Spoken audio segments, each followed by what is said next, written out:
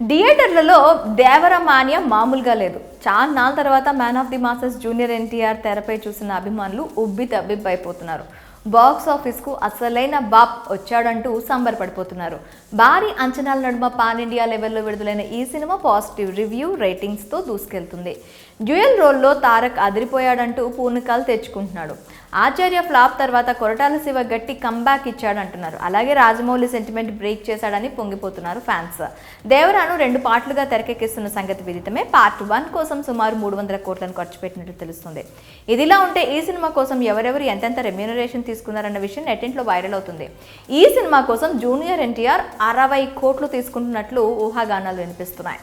ఇది సినిమా మొత్తం బడ్జెట్లో దాదాపు 20% అని తెలుస్తోంది. ఇక తొలిసారిగా టాలీవుడ్ ఎంట్రీ ఇస్తున్న బాలీవుడ్ యాక్టర్ సైఫ్ అలీ ఖాన్కు 10 కోట్లు ఛార్జ్ చేసినట్లు తెలుస్తోంది. ఒకప్పటి స్టార్ బ్యూటీ శ్రీదేవి తనయ జాన్వీ కపూర్ 5 కోట్లు చెల్లించారట. ఇక ప్రకాష్ రాజ్ తన పాత్ర కోసం 1.5 కోట్లు తీసుకున్నారని టాక్ వినిపిస్తుంది.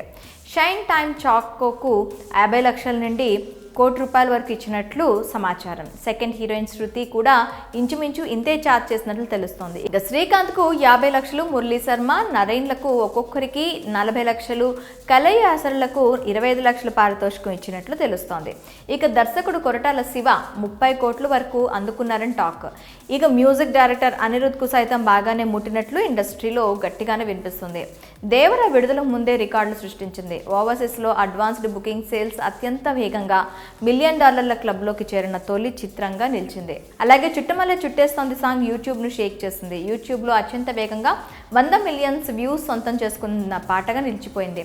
అలాగే లాస్ ఏంజల్స్లో జరుగుతున్న బియాండ్ ఫెస్ట్ ప్రదర్శితం కానున్న తొలి భారతీయ చిత్రం కూడా దేవరా కావడం విశేషం.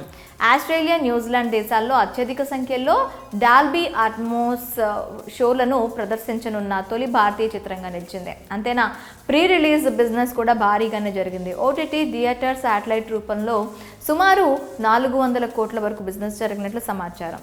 ఓటీటీ రేట్స్ను ప్రముఖ సంస్థ నెట్ఫ్లిక్స్ అత్యంత భారీ రేటు కొనుగోలు చేస్తుంది. అన్ని భాషలను సంబంధించి 150 కోట్లకు పైగా ఖర్చు పెట్టినట్టు తెలుస్తోంది.